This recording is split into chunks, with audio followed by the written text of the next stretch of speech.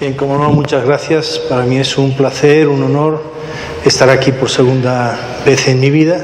Realmente estar en un paisaje y un paisanaje como Roncesvalles, aquí en Navarra, es algo que se recuerda y deja una huella imborrable, ¿no? De forma que estoy tremendamente agradecido de que me sigan invitando a este tipo de reunión. El título de la reunión de Construyendo frente a la adversidad, básicamente de lo que viene a transmitir es el título de mi charla, es resiliencia. Es decir, la resiliencia consiste básicamente en construir frente a la adversidad. La adversidad nos toca a todos, tarde o temprano en la vida. Vamos a dar algunas cifras, vamos a dar algunos datos, pero es algo que nos va a tocar tarde o temprano. La vida nos pone a prueba, o Dios nos pone a prueba, y es donde podremos dar realmente la medida de nuestro valor, ¿no? Vamos a ver, por tanto, en esta charla lo que es la resiliencia, es decir, el concepto de resiliencia, por qué es importante la resiliencia, es decir, por qué es importante tener esta cualidad, desarrollar estas habilidades. Vamos a hablar, por supuesto, de lo que son los traumas, qué es lo que se constituye como trauma desde el punto de vista de la psiquiatría. Vamos a ver si son frecuentes o no, vamos a ver que efectivamente lo son. Y vamos a ver cómo promover la resiliencia, es decir, cómo hacer para ser nosotros más resilientes y para hacer resilientes también a los demás, es decir, para conseguir que los demás tengan o desarrollen estas capacidades. Y finalmente algo que viene ya sugerido en el título de mi presentación, que es si es o no es la clave de la felicidad. Realmente yo creo que esto es un acierto, porque las personas resilientes es un poco como los santos, es decir, uno distingue a los santos porque son felices, porque son alegres, porque transmiten alegría e ilusión. Bueno, pues la gente resiliente también es una gente alegre, a pesar de haber sufrido mucho.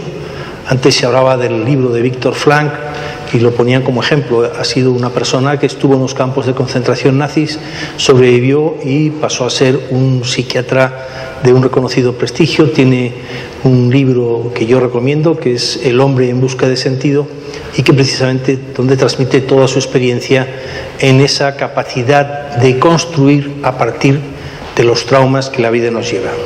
Bien, resiliencia es, por tanto, la capacidad de adaptación que tiene el ser humano o un ser vivo frente a un agente perturbador o un estado o situaciones adversas. Y situaciones adversas en la vida pues no necesitan ser grandes tsunamis como los que han ocurrido hace algunos años, o los traumas que pueda haber con los terremotos, con las inundaciones, con este tipo de atentados que estamos siendo testigos hoy en día. Es decir, es algo que nos va a tocar tarde o temprano a todos de una forma o de otra. La muerte de la mujer, la muerte de un hijo, la muerte de un padre siempre nos afecta. Por tanto, ¿qué es la resiliencia? Bueno, es esa capacidad emocional y espiritual que nos permite sobrevivir a las crisis, es decir, ser capaz de superarlas, ser capaz de superar el dolor, ser capaz de superar la frustración, ser capaz de superar la tristeza lógica que surge como consecuencia de ese dolor y así dar un sentido positivo a la vida. Luego veremos que en los creyentes este darle sentido positivo a la vida viene dado precisamente por la fe. Por tanto, la resiliencia implica la aceptación de que la vida es también conflicto y sufrimiento. La vida es alegría, la vida es capacidad de disfrutar, la vida es algo muy positivo, pero también implica sufrimiento, también implica tomar esa cruz, ese punto de inflexión de que nos hablaban y que nos permite de alguna manera descubrir el significado de nuestra existencia. Es la búsqueda de sentido. Antes mencionaba el libro de Viktor Frankl, que se llama precisamente así, El hombre en busca de sentido, ¿no? Es la actitud para luchar frente a los problemas, es la cooperación y la empatía con los demás, porque sin los demás, sin nosotros, el significado de por qué tenemos que luchar desaparece. Si es solo por nosotros mismos, lo vemos muchas veces los psiquiatras en la consulta: doctor, si es que ya no tengo motivos para vivir, no sé qué hago aquí. Y muchas veces lo que tenemos que decir es: hombre, usted tiene todavía un hijo pequeño, su hijo no ha acabado los estudios, su mujer le necesita, usted tiene todavía un sentido para vivir. Incluso en aquellos casos donde nos podemos preguntar legítimamente qué sentido tiene seguir viviendo. Yo he tenido la suerte de disfrutar de una suegra que ha padecido de Alzheimer y a la cual, bueno, pues mi mujer sobre todo pues ha estado acompañando en los últimos años, mi mujer y sus hermanos, lógico. pues han estado acompañando en los últimos años. Y a veces nos preguntábamos, bueno, ¿y qué sentido tiene que mi suegra siga viviendo? Bueno, pues mi suegra probablemente seguía viviendo para mantener unida a la familia. Es decir, que tenía un sentido, incluso en aquellas vidas en las cuales nos parece que ya no hay un sentido, todavía lo hay, si tenemos esa visión espiritual. Por lo tanto, la vida es también cooperación y empatía con los demás. Es la relación con los demás lo que nos hace ser resilientes y, por tanto, es afán de superación y de mejora de nuestras vidas. La resiliencia, cuando miramos los textos donde se explica claramente lo que es un conjunto de cualidades personales. Algunas son innatas, hay gente que es por naturaleza más resiliente que otras, pero muchas de estas cualidades son adquiridas, es algo que podemos aprender. Son cualidades positivas que mejoran la adaptación frente a circunstancias adversas. Y se pueden resumir en este acrónimo, que es el acrónimo de fe en Dios. Fe, la F, de fortaleza de ánimo. Hay que tener fuerza para enfrentarse a las dificultades. Hay que tener entereza, entendida como valor y capacidad de sobreponerse a esas dificultades. Por tanto, fe. Energía para luchar. Hay que tener energía para poder seguir luchando. Piensen en los prisioneros en los campos de exterminio nazis. ¿Qué es lo que les mantenía en vida? ¿Qué es lo que les hacía seguir viviendo y no buscar la muerte pues lanzándose a las verjas electrificadas que tenían o haciéndose matar por uno de los vigilantes? ¿Qué es lo que les mantenía en vida? La fe de la esperanza de poder sobrevivir, la esperanza de que pudiesen llegar los aliados y les liberasen, etc. Y sobre todo la energía, aquellos que tenían energía para luchar, para enfrentarse. No rendirse, por tanto, y tener valentía para afrontar las dificultades y los riesgos. Y finalmente, la disposición para el afrontamiento. Es decir, estar dispuestos a sufrir, a sacrificarse, a tener dolor, a participar en esa cruz de Cristo. Cuando uno encuentra el significado cristiano de participar en el sufrimiento, porque esto puede tener un sentido para los demás, puede tener un sentido para la vida, puede tener un sentido para la sociedad, entonces acepta uno con una mejor disposición ese sufrimiento inherente a la vida.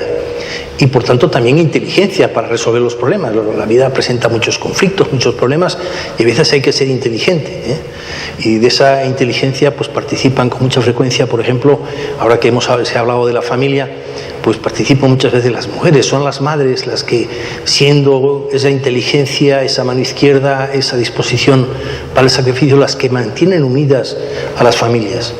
Y también la resiliencia es una oposición constructiva, es decir, la capacidad de tener una actitud positiva, de ver lo positivo, incluso en el sufrimiento.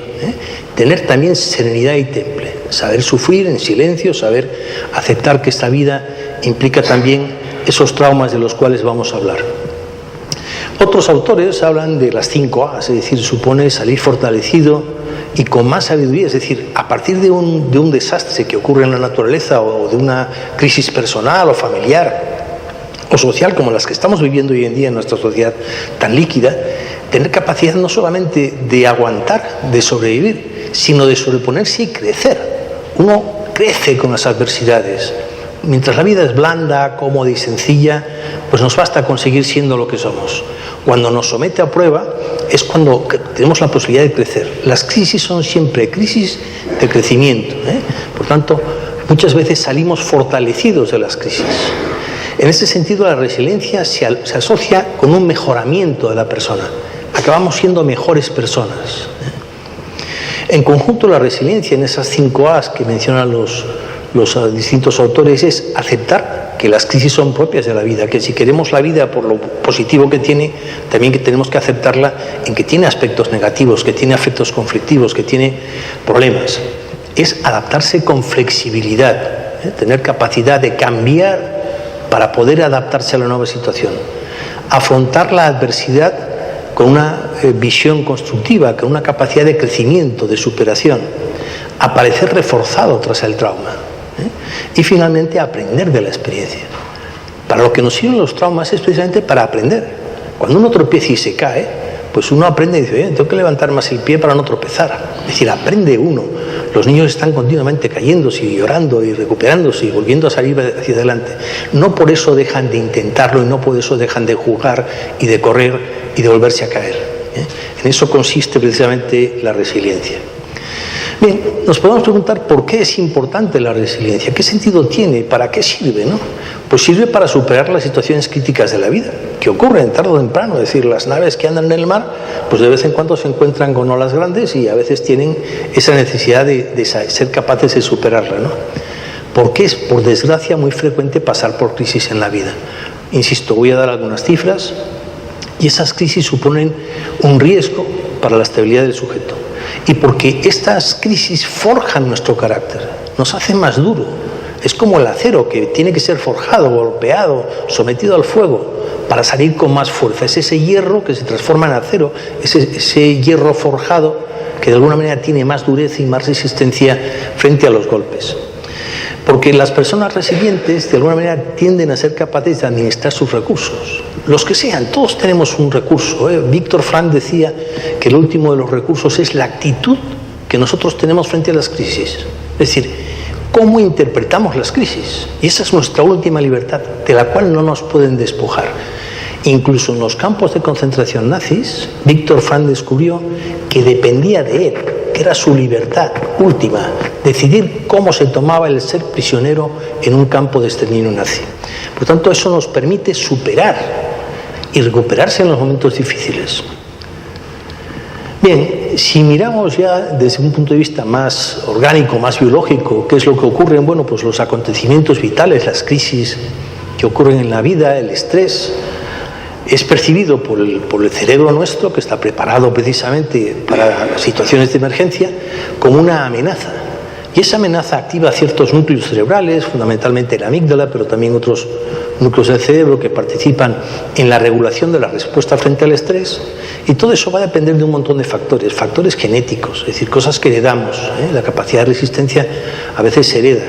Características ambientales, cómo hemos sido formados, en qué escuela, qué tipo de formación hemos recibido. Y la interacción entre genes y ambiente, que es lo que hoy se denomina como epigenética. Muchos genes se expresan o no, es decir, van a manifestarse o no en función del ambiente. Es decir, si hemos tenido una infancia difícil, eso modifica la expresión de nuestros genes y nos hace también más vulnerables. También depende de nuestra conducta, cómo nos comportemos, si tenemos una conducta sana, si hacemos deportes, si hacemos una dieta razonable, etcétera, cosa que es muy difícil aquí en Navarra, ya por lo visto a través del almuerzo habéis visto que es complicado, ¿no? Pero bueno, esto va a dar lugar a una serie de respuestas fisiológicas. La amígdala cerebral, que es la que percibe las amenazas, responde con una respuesta innata que nos prepara para la lucha, nos prepara para la huida y nos prepara de alguna manera para adaptarnos a esa situación nueva. Si aquí entrase ahora un terrorista y empezase a disparar, pues nuestro corazón se aceleraría, nuestra respiración sería más profunda, nuestros músculos se tensarían. Es decir, habría una respuesta fisiológica frente a esa situación. Afortunadamente esto no es probable, pero en algunas ocasiones pasa, y nuestra respuesta es una respuesta que es innata, está grabada en nuestra amígdala y nos prepara para esa situación. Pero claro, supone también un desgaste. Cuando estamos sometidos a muchas situaciones de estrés, eso es lo que se llama carga alostática. Es, de alguna manera, la actividad necesaria para mantener la estabilidad, pero que supone un coste. Si una persona está sometida a estrés, tarde o temprano esa carga alostática puede acabar rompiendo su resistencia. Y ese coste adaptativo, esa dificultad para superar numerosas situaciones de estrés consecutivas, es lo que puede suponer a veces el entrar en una crisis de tipo psiquiátrico, en desarrollar una patología mental. Nosotros vemos las graves enfermedades mentales, la esquizofrenia, el trastorno bipolar, suelen aparecer en gente joven, porque es en esa etapa de la pubertad, juventud, donde más estrés se aparece. También estamos más preparados para ella, pero nos falta la experiencia. Y esa falta de experiencia supone a veces una baja resiliencia, una baja capacidad de adaptación a los cambios. Y aquellos que fracasan desarrollan enfermedades mentales a veces graves. También es cierto que a veces condicionadas genéticamente, es decir, que hay una participación genética que hace que tengan más facilidades unas personas que otras. Pero a veces se lo busca. La gente que fuma porros, que consume cannabis, tiene más riesgo de desarrollar la enfermedad mental. Por tanto, bueno, pues nuestra conducta también influye en todo esto. En resumen, lo que hay es una serie de acontecimientos adversos que suponen una carga alostática que desequilibra al sujeto y produce cambios epigenéticos. Se manifiestan genes que no se hubiesen manifestado. Si uno fuma porros, eso condiciona modificaciones en la respuesta de nuestros genes que regulan los niveles de dopamina cerebral. Existen hiperdopaminergias y aparecen fenómenos psicóticos en aquellos sujetos predispuestos. Se producen cambios en nuestros sistemas inmunitarios, aparecen enfermedades crónicas, aparecen cambios neurobiológicos y aparece pesimismo, depresión, enfermedad, y todo eso supone una consecuencia de ese estrés cuando se produce una sobrecarga excesiva. En resumen, acontecimientos adversos producen traumas, esa repetición o acumulación es lo que denominamos técnicamente como carga alostática. Esa carga alostática produce cambios en la epigenética, en la neurobiología, en el metabolismo, en el sistema inmunitario, y por tanto van a producir una serie de enfermedades de muy diverso tipo, obesidad, síndrome metabólico, alteraciones cardiovasculares, pero también enfermedades mentales, cambios en la conducta, mala salud mental, etc. ¿Dónde entra la resiliencia aquí? ¿Cómo nos protege la resiliencia de este proceso? Bueno, la resiliencia impide que el trauma se traduzca en enfermedad mental. Cuando una persona es resiliente, es capaz de desarrollar mecanismos que eviten esa enfermedad mental. Muchas veces lo vemos.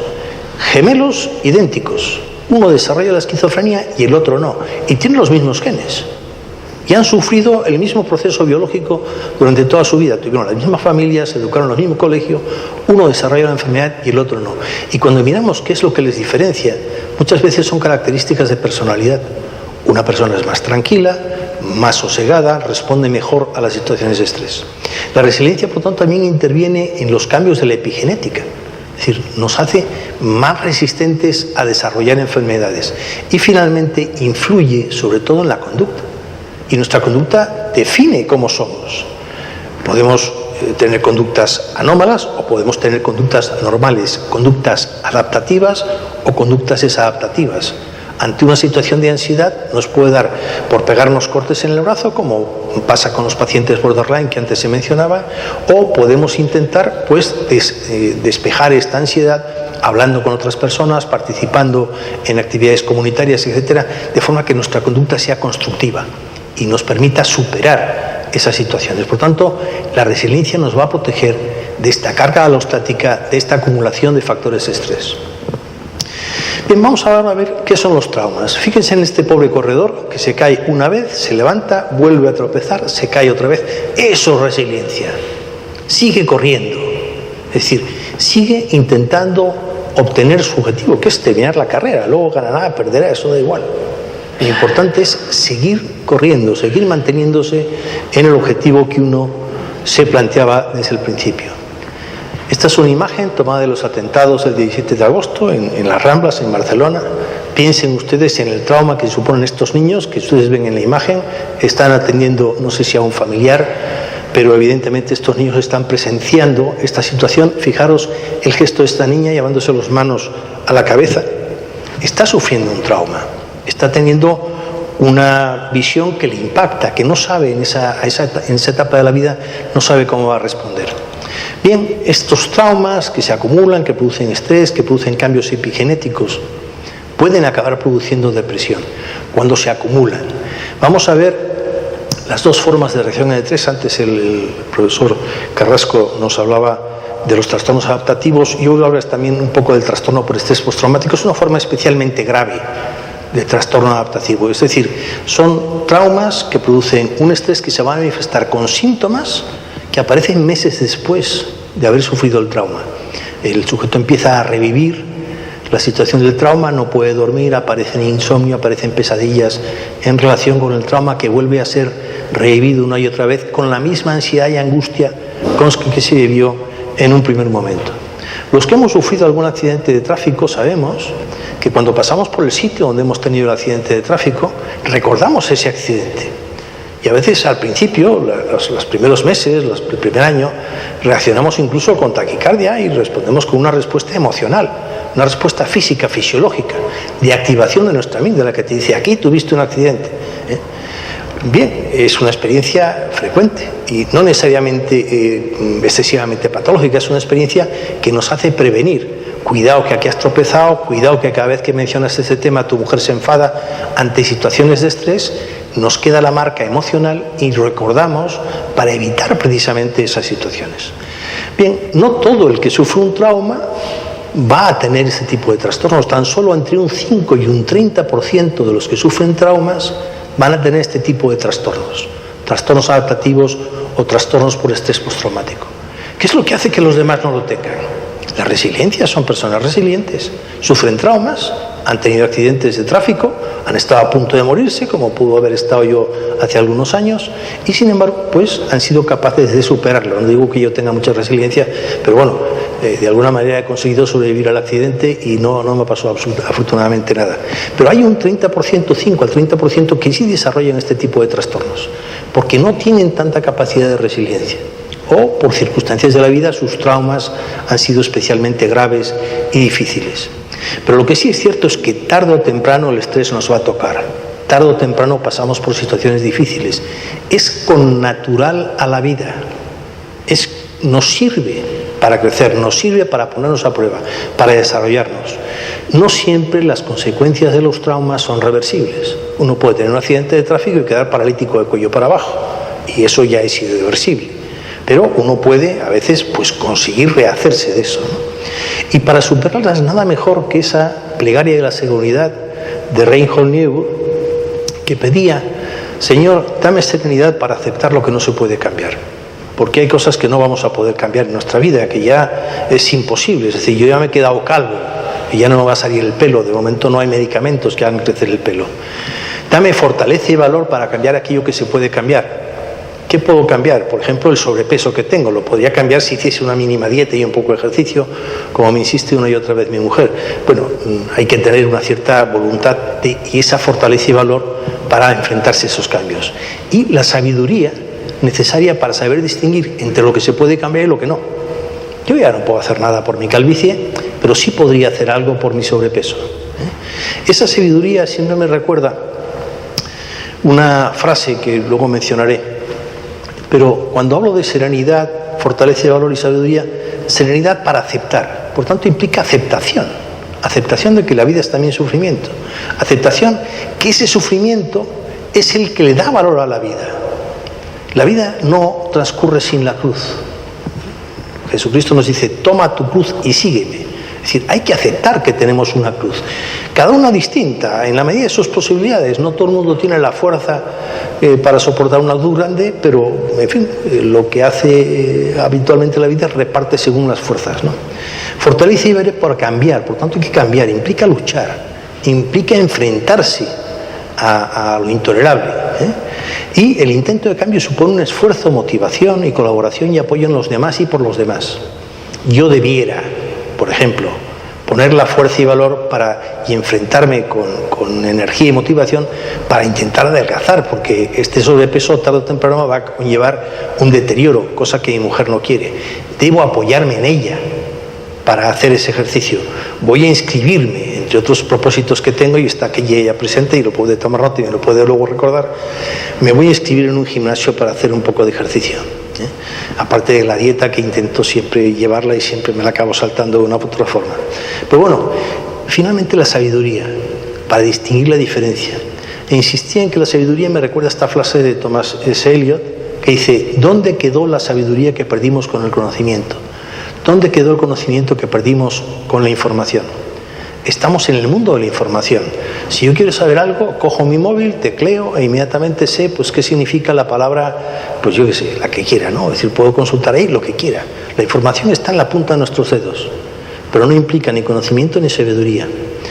Yo siempre hablo de sabiduría ligado a un factor que es la inteligencia. Y fijaros, la gente cuando le pedimos que defina inteligencia muchas veces dice: inteligencia es la capacidad de resolución de problemas. No, inteligencia es no meterse en los problemas.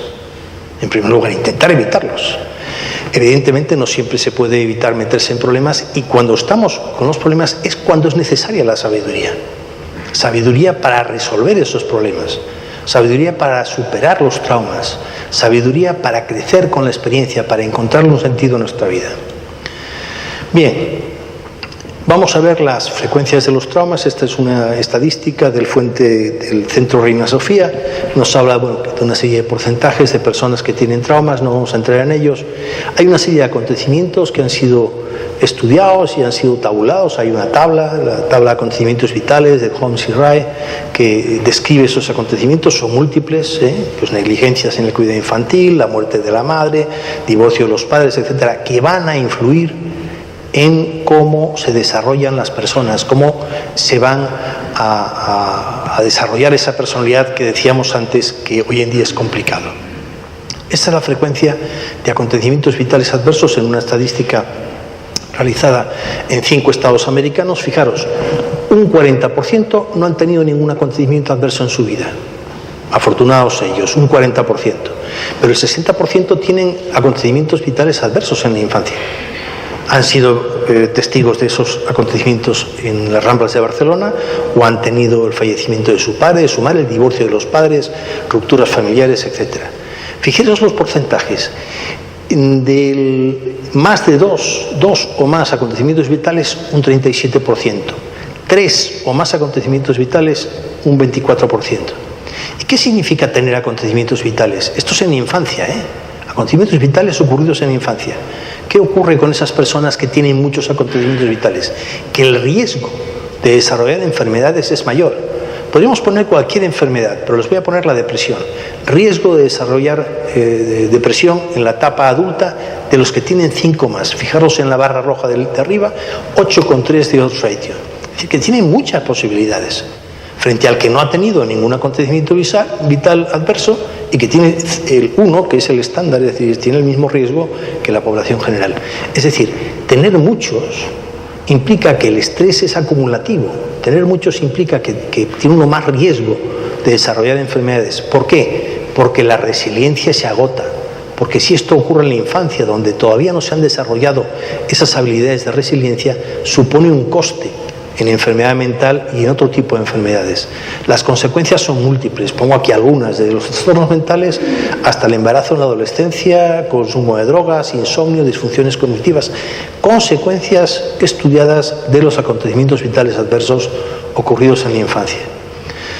Bien, por último, ¿cómo promover la resiliencia? Porque la vida siempre nos pone a prueba. Fijaros, esta pobre pareja está celebrando su boda y se los lleva una ola por delante. Es decir, que no es esto lo que estaban esperando hacerse una bonita foto y lo que les ocurre es algo que era, bueno, por lo menos desagradable, ¿no? O húmedo.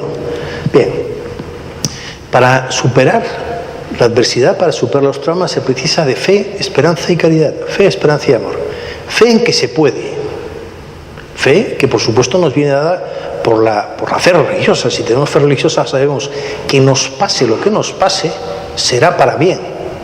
Que si Dios nos ha mandado esta desgracia, si Dios ha permitido que nos ocurra esto, que tengamos este accidente, que nuestro hijo se mate en un accidente de tráfico, que nuestra madre se muera, es para bien. No entendemos en este momento por qué, pero Dios sí que lo sabe. Por tanto, fe en que se pueden superar los traumas y por tanto espíritu de lucha. Esperanza en el futuro, para encontrar el sentido de la vida. Para decir, bueno, ¿qué es mi vida? Bueno, yo después de 65 años, que son los que tengo ahora, ¿cuál es mi sentido de la vida? Bueno, pues ya he estudiado mi carrera, ya he encontrado un puesto de trabajo, ya he desarrollado este trabajo, más o menos, con cierta habilidad o dificultad. Bueno, yo ya soy lo que soy. Hablaba antes con el doctor Manolo Martín, y decía que está ahora de director, que ya fue en su día, de los centros hospitalarios de Navarra. Bien, él ya es lo que es. La aspiración que en su día tenía cuando era joven de llegar a ser director del hospital, bueno, pues ahora ya cuando le llega a una etapa, no digo tardía de su vida, porque todavía es mucho más joven que yo, unos 10 años más o menos, pues de alguna manera le hace menos ilusión. Pero esa es su vida, es lo que es. ¿Qué es Manolo Martín? Bueno, pues es fundamentalmente el director de los centros Benito Meni, punto. Esa es su característica. Uno acaba llegando a ser, pero lo importante es el proceso, es decir, es ese salir reforzado de cada uno de los retos.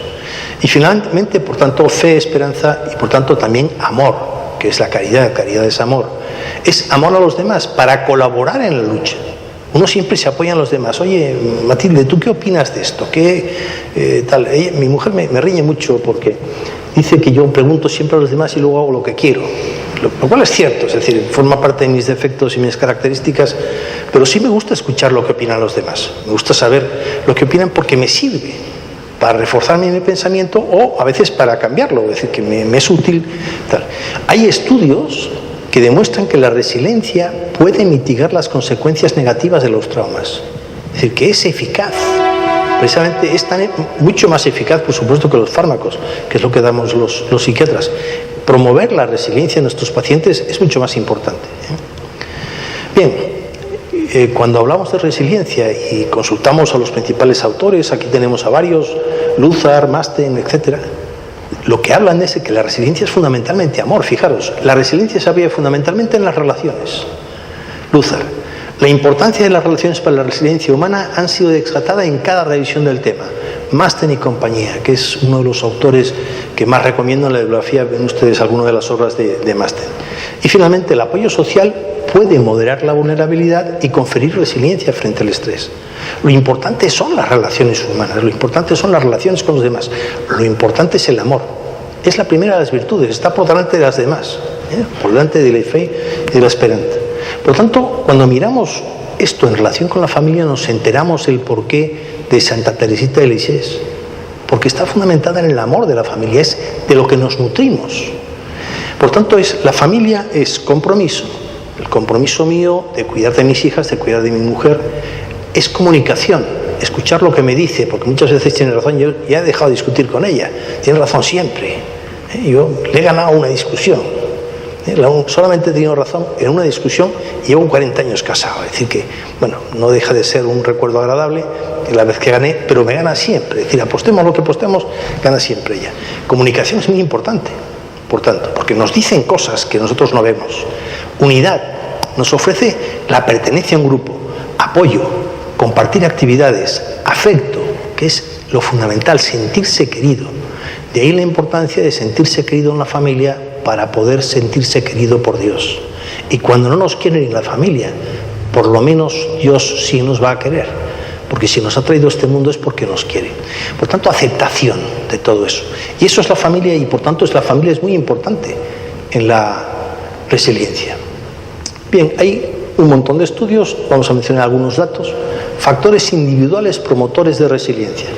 Buenas capacidades cognitivas, etcétera, pero fijaros, visión positiva de la vida. Y esto lo dice Wright y Masten, autores fundamentales. Por tanto, visión positiva de la vida, esperanza, lo hemos mencionado. Fe y sentido del significado de la vida, entender qué es nuestra vida. ¿Para qué estoy aquí? Bueno, pues después de ser psiquiatra, miren, lo poco que he hecho ha sido dar algunas clases, mal que bien, algún alumno habrá aprendido algo alguna vez, y intentar ayudar a mis pacientes. Y ese es mi sentido de mi vida. Y bueno, mi familia, por supuesto. Es decir, que eso es lo que estructura mi existencia. Eso, ¿quién es Manuel Busoño? Bueno, pues es este señor que se dedica a pasar consulta, a dar sus clases, etcétera. Eso es factor individual promotor de resiliencia. Segundos, factores familiares, que son muy importantes. Ambiente estable, apoyo familiar, padres competentes y protectores. Y fíjense en el cuarto punto, estilo parental poseedor de autoridad, que no autoritarismo. Se trata de tener autoridad por ser uno quien es, no por el hecho de que uno se imponga de forma autoritaria a los demás. Es decir, tener autoridad natural es como cuando yo quiero saber algo sobre un paciente geriátrico, pues llamo a Manolo, oye Manolo, ¿tú qué harías con este caso? Porque sé que él es una autoridad, no porque mande. Hombre, ha sido presidente de la Sociedad Española de Psicogeriatría, pero porque sé que él sabe, eso es autoridad.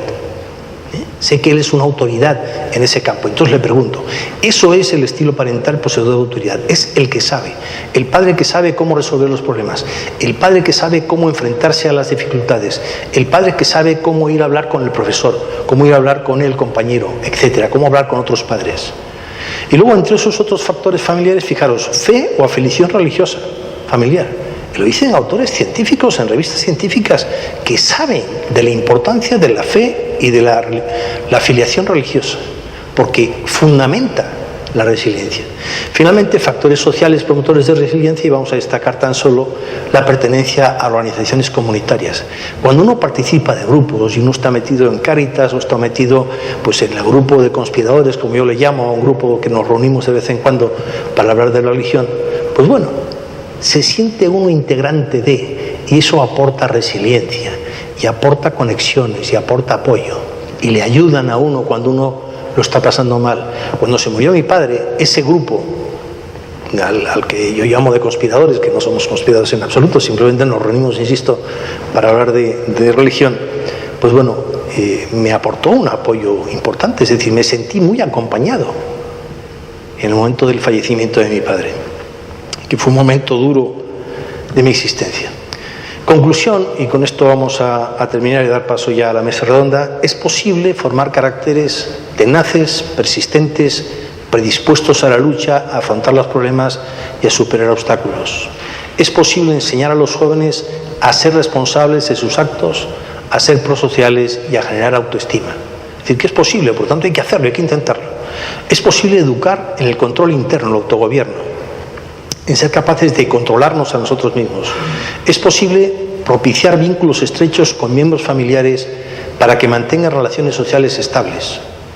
Promover que nuestras hijas, yo tengo 3, 2 de ellas están casadas, promover que mantengan sus matrimonios estables. Hoy en día mantener un matrimonio es complicado.